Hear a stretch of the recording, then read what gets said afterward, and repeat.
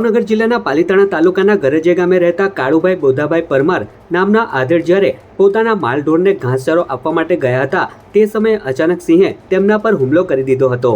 સિંહે કરેલા આ હિંસક હુમલામાં કાળુભાઈને શરીરે ગંભીર ઈજાઓ પહોંચી છે।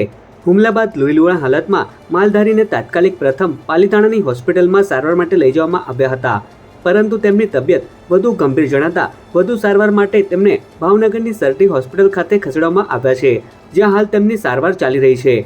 પાલીતાણા પંથકમાં અવારનવાર વન્ય પ્રાણીઓ દ્વારા સ્થાનિકો પર હુમલાની ઘટનાઓ સામે આવતી રહે છે। આ તાજી ઘટનાના પગલે ગરજિયા ગામ સહિત આજુબાજુના વિસ્તારના ગ્રામજનોમાં ભારે રોષ અને ભયનો માહોલ જોવા મળી રહ્યો છે। સ્થાનિકોની હવે એક જ માંગ છે કે વન વિભાગ વહેલી તકે જાગે અને આવા વન્ય પ્રાણીઓને માનવ વસ્તીવાળા ગામેથી દૂર ખસેડે, જેથી કોઈ મોટી જાનહાનિ થતી અટકાવી શકાય। આપનું નામ? કાળુભાઈ બોગાભાઈ પરમાર। કાળુભાઈ, શું બન્યું? હું સવારમાં 8:30 મારી ગાયને નીંદ નાખવા માટે જતો હતો, એટલે સિંહ આમ બેઠો હતો બજારમાં, તેથી હતરંગ મારી દીધો, મારી ઉપર હુમલો કર્યો। ફોરેસ્ટ વિભાગને જાણ આપી પણ એ કે આવે છે। સિંહે કઈ રીતે હુમલો કર્યો તમને?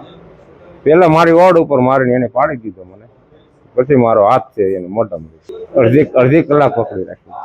પછી મેં એને આમ ખંજવાળ્યો, બરોબર છે, એટલે એને મારો હાથ ઢીલો મૂક્યો એટલે મેં હાથ કાઢી દીધો। પછી મારી ગાય પાછળ સીધો ન્યા ગયો, ન્યા કેવું જાણ કરી હતી પણ કોઈ આવ્યો નહીં। આવી ઘટના કેટલી વાર બને?